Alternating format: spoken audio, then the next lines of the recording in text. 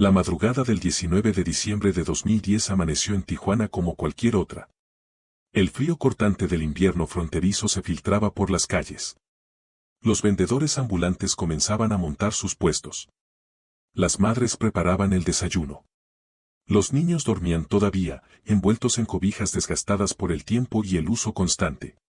Tijuana, la ciudad de las oportunidades, la ciudad de los sueños rotos, la ciudad donde la frontera no es solo una línea geográfica, sino una metáfora de todo lo que puede ser y todo lo que se ha perdido. Pero esa madrugada sería diferente. Muy diferente. Para entender lo que sucedió aquella noche, hay que comprender primero el contexto en el que vivía Tijuana en 2010. No se trataba solo de una ciudad fronteriza. Era un campo de batalla silencioso, donde dos fuerzas invisibles luchaban por el control, el cártel de Sinaloa y los remanentes del otrora poderoso cártel de Tijuana, también conocido como la Organización Arellano Félix. Tijuana, con casi 1,5 millones de habitantes, había sido durante décadas el paso obligado para millones de personas que buscaban cruzar hacia el otro lado, hacia Estados Unidos. Pero también era el corredor para algo mucho más oscuro, las drogas. Toneladas de cocaína, heroína, metanfetaminas. Y donde hay drogas, hay dinero. Y donde hay dinero, hay sangre. En 2010, Tijuana registraba un promedio de 3 homicidios al día. 3 personas perdían la vida cada 24 horas. La ciudad se había convertido en una de las más violentas del mundo. Las calles que alguna vez fueron vibrantes ahora estaban manchadas de miedo. Las madres no dejaban salir a sus hijos después de las 6 de la tarde. Los comerciantes cerraban temprano. La vida se había reducido a sobrevivir. La violencia no era nueva para Tijuana. Desde 2008, cuando el cártel de Sinaloa inició una campaña agresiva para arrebatar el control de la plaza al cártel de Tijuana, los homicidios se habían disparado casi un 300%. En 2008, Tijuana registró 739 homicidios. En 2009, 1,118. Y en 2010, el año en que ocurrió nuestra historia, alcanzaría la cifra récord de 1,250 homicidios. 1,250 familias destruidas. 1,250 funerales. 1,250 hijos que crecerían sin padre, sin madre, sin hermanos. 1,250 vacíos que nunca se llenarían. Todos los días escuchábamos balazos. Todos los días. Ya era normal. Escuchabas las ráfagas y solo pensabas, ojalá no sea en mi calle. Ojalá no sean mis hijos, punto. Tijuana se había convertido en un infierno. Nadie salía de noche. Nadie confiaba en nadie. Hasta la policía daba miedo. La guerra entre los cárteles no era una película de acción. No había héroes. No había justicia. Solo había víctimas. Personas comunes y corrientes que quedaban atrapadas en el fuego cruzado. Vendedores de tacos ejecutados por no pagar la cuota de protección. Taxistas desaparecidos. Jóvenes reclutados a la fuerza. Y familias enteras, borradas del mapa. En ese contexto de terror normalizado, donde la muerte se había vuelto cotidiana, donde cada amanecer era una victoria y cada anochecer una incertidumbre, vivían los Herrera. Una familia como cualquier otra. Con sueños, con miedos, con esperanzas. Una familia que jamás imaginó que se convertiría en parte de las estadísticas. En uno más de los 1,250. Para comprender la tragedia que se avecinaba, es necesario adentrarse en el alma de Tijuana en 2010. No solo en las cifras de homicidios, sino en lo que significaba vivir día a día en una ciudad sitiada por la violencia. Una ciudad donde el miedo se había instalado como un inquilino permanente en cada hogar. Tijuana no era solo una ciudad violenta. Era una ciudad enferma. Enferma de miedo, de desconfianza, de desesperanza. La violencia había penetrado todos los estratos sociales, todas las colonias, todas las familias. No había barrio seguro. No había zona inmune. El terror era democrático. Los datos oficiales hablaban de una guerra contra el narcotráfico. Pero lo que realmente estaba ocurriendo era una guerra contra la sociedad civil. Los principales afectados no eran los narcotraficantes, sino la gente común. El vendedor de periódicos que presenció una ejecución y fue asesinado para que no hablara. La maestra que tuvo que huir de su casa porque una célula criminal se instaló en su calle. El niño de 8 años que dejó de ir a la escuela porque el camino estaba lleno de cuerpos. Mis nietos dejaron de jugar afuera. Ya no podían. Cada día encontrábamos cosas en la calle, cosas que los niños no deberían ver. Sangre. Casquillos. A veces, peor. La violencia en Tijuana en 2010 no era solo física. Era también psicológica, social, cultural. Era una violencia que destruía el tejido comunitario, que rompía los lazos de confianza, que convertía a los vecinos en sospechosos y a la solidaridad en un lujo peligroso. Las madres desarrollaron un instinto casi animal para detectar el peligro. Sabían cuándo era seguro salir a comprar el mandado y cuándo era mejor quedarse encerradas. Aprendieron a distinguir el sonido de una camioneta de sicarios del de un auto común. Enseñaron a sus hijos a tirarse al suelo al primer disparo. Lecciones de supervivencia que ningún niño debería tener que aprender. Los comerciantes vivían con el terror constante de la extorsión. Cada día podía llegar alguien exigiendo cuota de protección. Y si no pagabas, las consecuencias eran letales. No importaba si tenías o no dinero. No importaba si tu negocio apenas generaba para comer. Tenías que pagar. O morir. Las escuelas se convirtieron en fortalezas. Los directores instruían a los maestros sobre qué hacer en caso de balacera. Los niños hacían simulacros no solo de terremotos, sino de tiroteos. Aprendían a esconderse debajo de sus pupitres, a no asomarse a las ventanas, a esperar en silencio hasta que el peligro pasara. Pero quizás lo más devastador era la normalización. La forma en que la violencia se había vuelto parte del paisaje cotidiano. La gente ya no se sorprendía al ver cuerpos en las calles. Ya no se detenía. Pasaba de largo, con la mirada baja, acelerando el paso. Porque detenerse era peligroso. Preguntar era peligroso. Sentir compasión era peligroso. Los medios de comunicación publicaban cada mañana el conteo de ejecutados de la noche anterior como si fueran el reporte del clima. Anoche se registraron 5 ejecuciones en la zona este. 3 hombres fueron hallados torturados en la colonia Libertad. Las notas rojas se habían vuelto el género periodístico dominante. Y la gente las leía mientras desayunaba, con la misma indiferencia con la que revisaba los resultados del fútbol. Recuerdo que un día íbamos en el carro con mi papá y vimos un cuerpo tirado en la calle. Le pregunté, ¿no vamos a ayudarlo? Y mi papá me dijo, hijo, aquí ya nadie ayuda a nadie. Si te metes, tú eres el siguiente, punto. La impunidad reinaba. Según cifras oficiales, más del 95% de los homicidios quedaban sin resolver. Sin culpables. Sin justicia. Los asesinos sabían que podían matar sin consecuencias. Y lo hacían. Una y otra vez. La policía, infiltrada y corrompida por los cárteles, era parte del problema. Había buenos elementos, sin duda, hombres y mujeres valientes que intentaban hacer su trabajo. Pero eran minoría. La mayoría había sido cooptada por el crimen organizado o vivía aterrorizada, sabiendo que si no cooperaban, ellos o sus familias serían los siguientes. En ese contexto de colapso institucional, de terror generalizado, de violencia normalizada, las familias como los Herrera intentaban sobrevivir. Día a día. Noche a noche. Aferrándose a la esperanza de que mañana sería mejor. De que la violencia pasaría. De que Tijuana volvería a ser la ciudad que alguna vez fue. Pero para muchos, ese mañana nunca llegaría. La familia Herrera vivía en la colonia Libertad, en la zona este de Tijuana. Una colonia de clase trabajadora, con calles de tierra, casas de bloc sin terminar, perros callejeros y el sonido constante de la música de banda que salía de alguna ventana. Una colonia como tantas otras en Tijuana, donde la gente trabajaba duro para salir adelante, donde los vecinos se conocían por nombre, donde los niños jugaban fútbol en la calle hasta que caía la noche. Los Herrera eran una familia común. No tenían riquezas. No tenían lujos. Pero tenían lo esencial, tenían amor. Tenían sueños.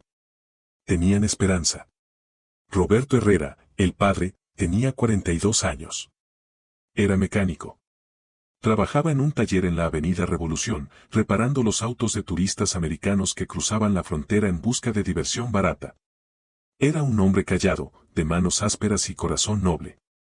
Había llegado a Tijuana 20 años atrás, desde Michoacán, persiguiendo el sueño americano. Nunca lo alcanzó. Pero construyó algo mejor, una familia. Roberto era el tipo de hombre que se levantaba antes del amanecer para ir al trabajo. Que llegaba a casa cansado pero con una sonrisa para sus hijos. Que los domingos hacía carne asada en el pequeño patio trasero de su casa. Que soñaba con algún día poder comprar un terrenito más grande, tal vez en las afueras de la ciudad, donde sus hijos pudieran crecer lejos del ruido y la violencia. María Elena, su esposa, tenía 38 años. Era originaria de Tijuana. Había conocido a Roberto en una fiesta de 15 años, cuando ella tenía apenas 18. Se enamoraron. Se casaron. Construyeron juntos, ladrillo a ladrillo, la casa donde vivían. María Elena trabajaba limpiando casas en la zona de playas de Tijuana, donde vivían los ricos. Tomaba 2 camiones para llegar. Salía de su casa a las 6 de la mañana y regresaba a las 7 de la noche. Ganaba poco, pero ese poco era vital para que la familia saliera adelante. Con lo que ganaba Roberto y lo que ganaba ella, apenas alcanzaba para la comida, los uniformes escolares de los niños, el recibo de la luz. Pero María Elena nunca se quejaba.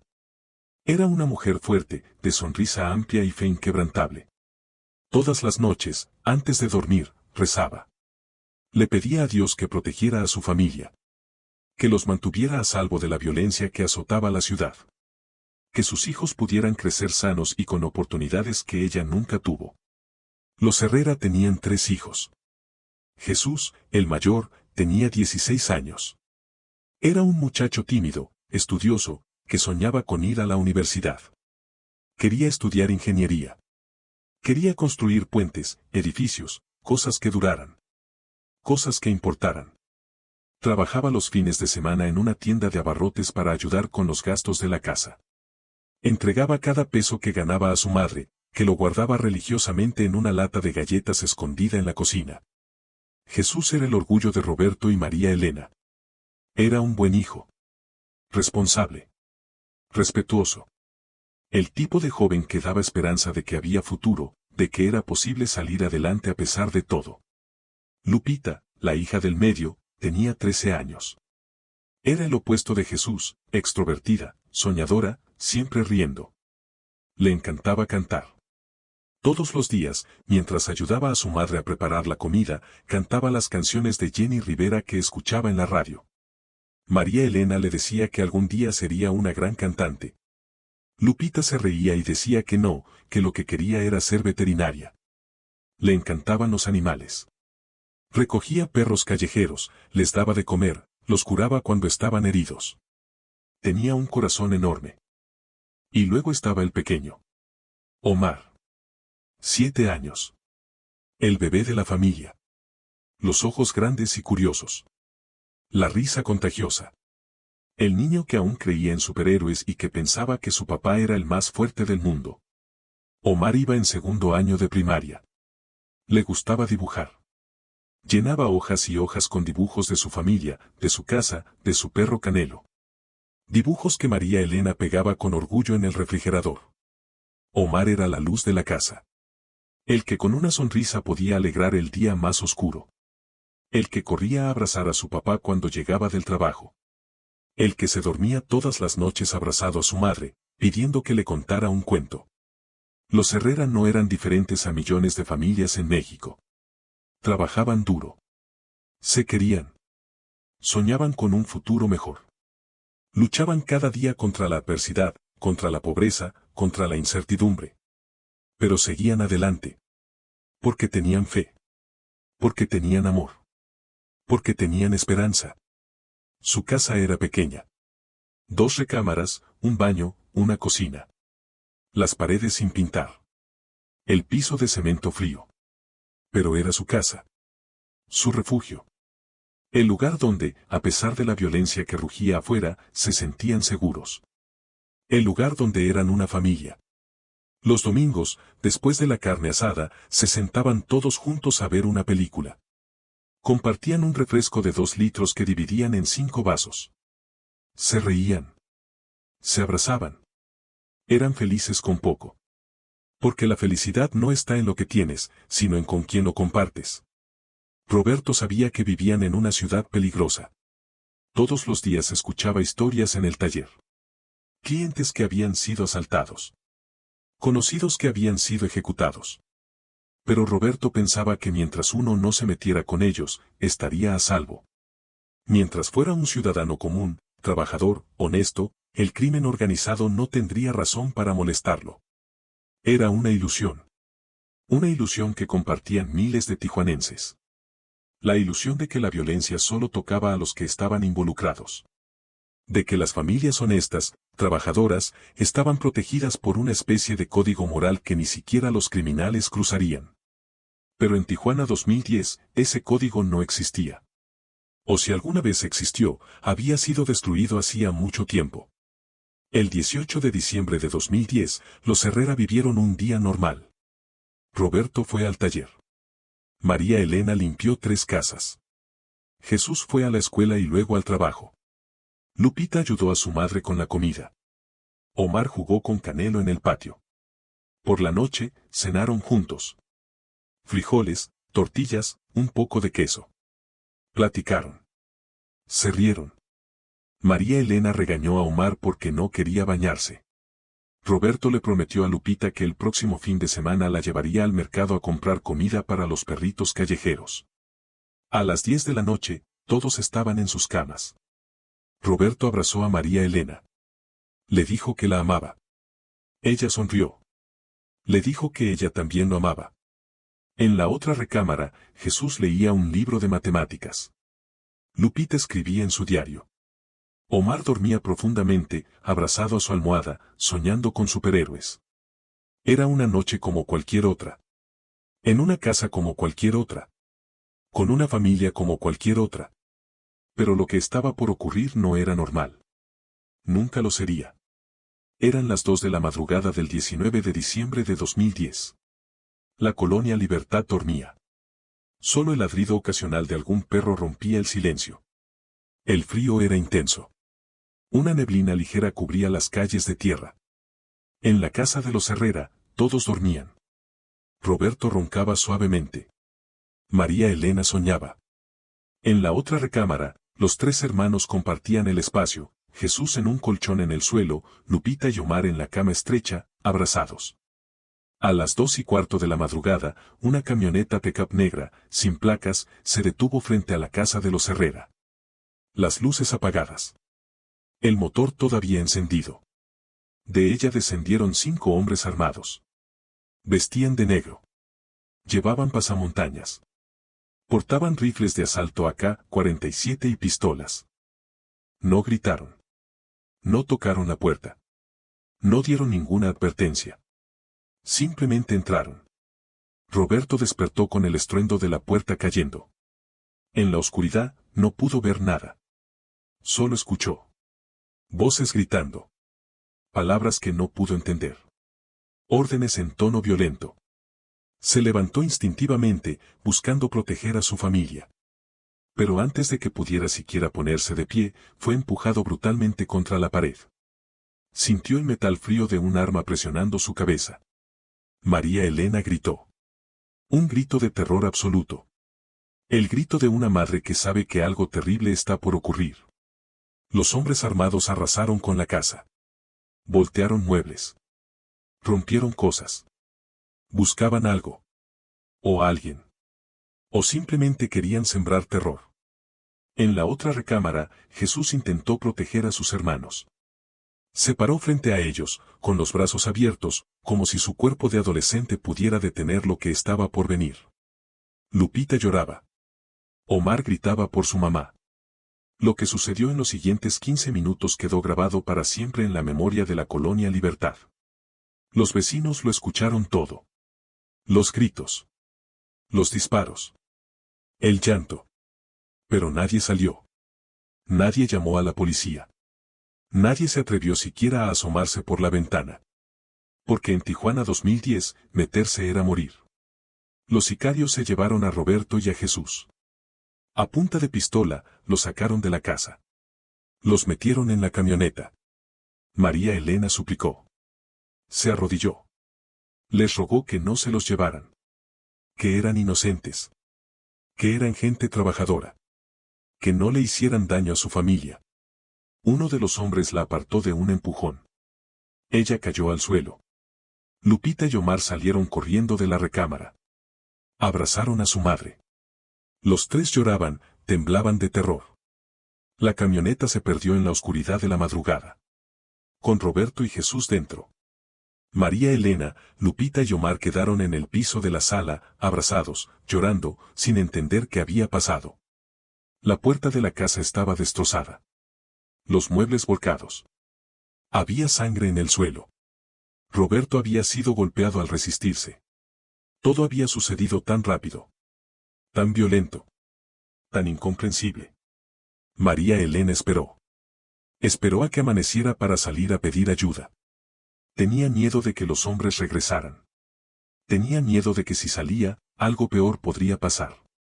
Así que se quedó ahí, en el suelo frío de su sala, abrazando a sus dos hijos pequeños, rezando, suplicando a Dios que protegiera a Roberto y a Jesús. Cuando finalmente amaneció, salió a tocar las puertas de los vecinos. Nadie abrió. Todos habían escuchado. Todos sabían. Pero nadie quería involucrarse. El miedo era más fuerte que la solidaridad. María Elena caminó casi 2 kilómetros hasta encontrar una patrulla de policía. Les contó lo que había pasado. Les suplicó que buscaran a su esposo y a su hijo. Los policías tomaron nota. Le dijeron que hiciera una denuncia formal. Que esperara. Esperar. Siempre esperar. Pasaron las horas. María Elena, con Lupita y Omar, regresó a su casa destrozada. No había nada que hacer más que esperar. Esperar y rezar. A las 3 de la tarde de ese mismo día, sonó el teléfono de la casa. Era un número desconocido. María Elena contestó con las manos temblando. Del otro lado, una voz áspera, sin emoción. Si quieres volver a ver a tu esposo y a tu hijo, tienes que pagar 50,000 pesos. Tienes 24 horas. Y colgó. 50,000 pesos. Una cantidad imposible para una familia que apenas tenía para comer. María Elena no tenía esa cantidad. No tenía cómo conseguirla. Vendió lo poco que tenía de valor, un televisor viejo, una estufa, algunas joyas que Roberto le había regalado cuando se casaron. Pidió prestado a conocidos. Juntó 23,000 pesos. Llamó al número que la había contactado. Les explicó que no tenía más. Que por favor aceptaran lo que tenía. Que liberaran a su familia. La respuesta fue brutal. Si no es todo, no hay trato. María Elena pasó esa noche sin dormir. Intentó conseguir más dinero. Fue a casas de empeño. Intentó pedir un préstamo. Nadie le prestó. Todos tenían miedo. Nadie quería involucrarse con el crimen organizado. El plazo de 24 horas se cumplió. María Elena llamó de nuevo. Suplicó más tiempo. Suplicó compasión. No hubo respuesta. El 21 de diciembre de 2010, 2 días después del secuestro, el cuerpo de Roberto Herrera fue encontrado en un lote baldío en la colonia Postal, a 20 minutos de su casa. Tenía señales de tortura. Múltiples fracturas. Había sido golpeado brutalmente. La causa de la muerte, un disparo en la cabeza. Jesús, su hijo de 16 años, estaba junto a él. También había sido torturado. También le habían disparado en la cabeza. Padre e hijo. Asesinados juntos. Tirados como basura en un terreno abandonado. María Elena identificó los cuerpos en el servicio médico forense. Entró sola. Nadie la acompañó. Nadie de su familia se atrevió a ir a Tijuana. Tenían miedo. Cuando vio a Roberto y a Jesús sobre las mesas metálicas del forense, cubiertos con sábanas blancas manchadas de sangre, algo dentro de ella se rompió para siempre. Gritó. Un grito que salió desde lo más profundo de su alma. Un grito de dolor tan intenso que los empleados del forense tuvieron que alejarla. Su esposo. Su hijo. Su familia. Destruida. Asesinada. Por nada. Por una equivocación. Por estar en el lugar equivocado. Por vivir en la ciudad equivocada. Por ser invisibles para un sistema que no los protegió. Nunca se supo por qué los secuestraron. Nunca se supo si fue un error. Si los confundieron con alguien más. Si fue una venganza mal dirigida. Si simplemente tuvieron la mala suerte de vivir en la calle equivocada. El expediente quedó abierto. Sin culpables. Sin justicia. Como el 95% de los casos en Tijuana. Roberto y Jesús se convirtieron en dos números más.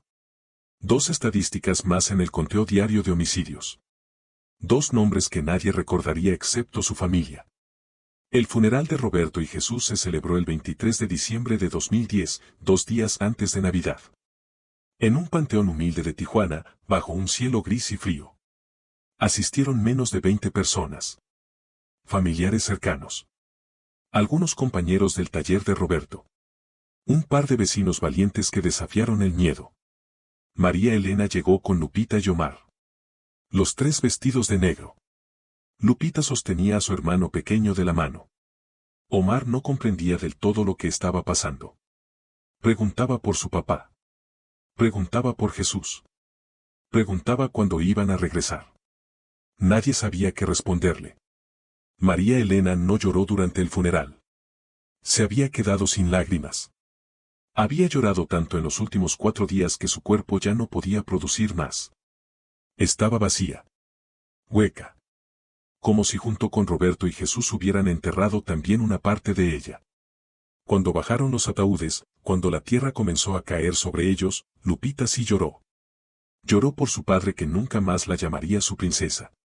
Lloró por su hermano que nunca más bromearía con ella. Lloró por su familia que nunca más estaría completa. Después de lo que pasó con los Herrera, la colonia nunca fue la misma. Todos teníamos miedo. Porque si le pasó a ellos, que eran gente buena, trabajadora, nos podía pasar a cualquiera. Ya nadie estaba seguro. La tragedia de los Herrera no terminó con el entierro. En realidad, apenas comenzaba. Porque el dolor de perder a un ser querido es devastador, pero el dolor de perderlo en circunstancias tan violentas, tan injustas, tan incomprensibles, es un tipo de dolor diferente. Es un dolor que nunca se va. Es un dolor que te acompaña cada minuto, cada hora, cada día del resto de tu vida. María Elena tuvo que aprender a vivir con ese dolor. Tuvo que levantarse cada mañana sabiendo que Roberto ya no estaría ahí. Tuvo que cocinar sabiendo que nunca más prepararía comida para 5, sino para 3. Tuvo que dormir sola en esa cama donde durante 20 años había dormido junto al amor de su vida. Pero lo más difícil fue ver sufrir a sus hijos. Lupita, que había sido una niña alegre, llena de vida, se volvió callada, retraída. Dejó de cantar. Dejó de soñar con ser veterinaria. Desarrolló insomnio. Tenía pesadillas constantes. En ellas, revivía una y otra vez aquella madrugada. Los gritos. Los hombres armados. La sangre. Comenzó a tener ataques de pánico. El más mínimo ruido fuerte la hacía temblar. Si escuchaba una camioneta acelerando en la calle, se paralizaba de miedo. Si veía a hombres vestidos de negro, sentía que no podía respirar. Omar, que era muy pequeño para procesar lo que había pasado, comenzó a tener regresiones. Volvió a orinarse en la cama. Se chupaba el dedo. No quería separarse de su madre ni un segundo. Desarrolló un miedo irracional a la oscuridad. Todas las noches lloraba y pedía que dejaran la luz prendida. Porque en la oscuridad habían venido los hombres malos. En la oscuridad le habían quitado a su papá y a su hermano. En la escuela, Omar dejó de hablar. Pasó casi 2 meses sin pronunciar una palabra. Los maestros estaban preocupados. Le recomendaron a María Elena que lo llevara con un psicólogo. Pero María Elena no tenía dinero ni para comer, mucho menos para terapias psicológicas. María Elena también cambió. La mujer sonriente, de fe inquebrantable, se apagó. Ya no rezaba. Ya no iba a misa. Sentía que Dios la había abandonado. Sentía que todas esas oraciones, todas esas súplicas, habían sido en vano. No había protegido a su familia. No había escuchado sus ruegos. Desarrolló depresión profunda. Hubo días en que no podía levantarse de la cama. Días en que no quería seguir. Días en que pensó que sería más fácil rendirse. Pero tenía a Lupita y a Omar. Y por ellos, tenía que seguir. Aunque no quisiera. Aunque cada respiración fuera dolorosa. Económicamente, la situación se volvió insostenible. Sin el ingreso de Roberto y sin el pequeño aporte de Jesús, María Elena tenía que sostener sola a lo que quedaba de su familia. Trabajaba limpiando casas de sol a sol. A veces hasta 12 horas al día. Regresaba destrozada, con las manos agrietadas, la espalda adolorida, pero sin dinero suficiente para cubrir las necesidades básicas. Hubo semanas en que solo comieron frijoles y tortillas. Semanas en que María Elena fingía que había comido en el trabajo para que sus hijos pudieran comer su porción. Semanas en que tuvo que elegir entre pagar la luz o comprar medicinas. Tuvieron que dejar su casa. Los recuerdos eran demasiado dolorosos. Cada rincón les recordaba lo que habían perdido. La puerta destrozada que nunca repararon completamente. Las manchas de sangre en el piso que nunca desaparecieron del todo. Los juguetes de Omar que todavía estaban donde los había dejado aquella noche. Los libros de Jesús. La ropa de Roberto colgando en el closet. Se mudaron a una casa más pequeña, más barata, en otra colonia. Pero el dolor se mudó con ellos. Porque el dolor no vive en las paredes. Vive dentro de ti. Con el tiempo, la herida física comenzó a cicatrizar. La casa nueva dejó de sentirse tan ajena. Lupita volvió a sonreír ocasionalmente. Omar volvió a hablar. María Elena encontró la fuerza para levantarse cada mañana. Pero la herida emocional nunca cerró. No completamente. 20 años después, María Elena sigue llorando a Roberto y a Jesús. Sigue visitando sus tumbas cada domingo. Sigue hablándoles. Contándoles cómo están Lupita y Omar. Pidiéndoles perdón por no haber podido protegerlos. Lupita, que ahora tiene 33 años, nunca superó el trauma. Nunca se casó. Nunca tuvo hijos. Desarrolló trastorno de estrés postraumático crónico. Trabaja en una maquiladora. Vive sola. Mantiene relaciones distantes con la gente. Porque confiar es difícil cuando la vida te enseñó que en cualquier momento todo puede ser arrebatado. Omar, que hoy tiene 25 años, se fue de Tijuana en cuanto pudo. Se fue a Guadalajara. Lejos de los recuerdos. Lejos del dolor. Estudió. Trabaja. Construyó una vida. Pero nunca habla de aquella noche. Nunca habla de su padre. Nunca habla de Jesús. Guarda el dolor tan adentro que ni siquiera él mismo quiere tocarlo. Llama a su madre una vez por semana. Le dice que la quiere. Que está bien. Pero nunca regresa a Tijuana. Porque Tijuana es la ciudad donde perdió a su familia. La ciudad donde murió su infancia. La ciudad que le robó su inocencia. La familia Herrera nunca obtuvo justicia. Nadie fue detenido. Nadie pagó por los crímenes. El caso quedó archivado, como miles de casos más. Como si Roberto y Jesús nunca hubieran existido. Como si sus vidas no hubieran importado. Pero sí importaron. Importaron para María Elena, que perdió al amor de su vida. Importaron para Lupita y Omar, que crecieron sin padre y sin hermano. Importaron para los compañeros del taller de Roberto, que perdieron a un amigo. Importaron para los vecinos de la colonia Libertad, que entendieron que nadie estaba a salvo. Roberto y Jesús Herrera importaron. Y merecen ser recordados. Han pasado 14 años desde aquella madrugada sangrienta de diciembre de 2010. Tijuana ha cambiado. Los niveles de violencia han fluctuado. Hubo años mejores. Hubo años peores. La ciudad sigue luchando contra los fantasmas de su pasado. Contra la violencia que nunca termina del todo de irse. Pero lo que no ha cambiado es el dolor de las familias que perdieron a sus seres queridos. El dolor de los miles de María Elanes, de Lupitas, de Omars que quedaron atrás. Viviendo. Sobreviviendo. Cargando con una ausencia que nunca se llena. La historia de los Herrera no es única. Es una entre miles. Miles de familias destruidas por la violencia del narcotráfico. Miles de padres, hijos, hermanos asesinados. Miles de futuros robados. Miles de sueños enterrados. En México, desde 2006 hasta la fecha, se han registrado más de 450.000 homicidios relacionados con el crimen organizado. 450.000 personas. Cada una con un nombre. Con una familia. Con una historia.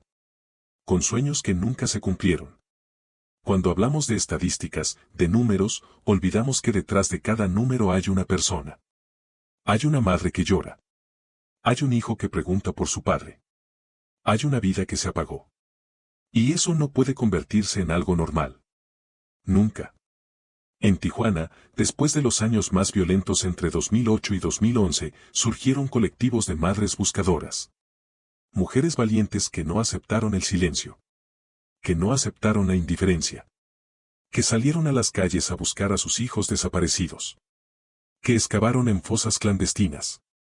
Que enfrentaron al gobierno, a la policía, al crimen organizado.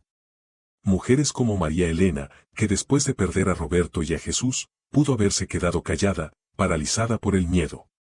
Pero no lo hizo. Comenzó a asistir a las reuniones de los colectivos. A compartir su historia. A exigir justicia. No solo para ella, sino para todas las familias que habían sufrido.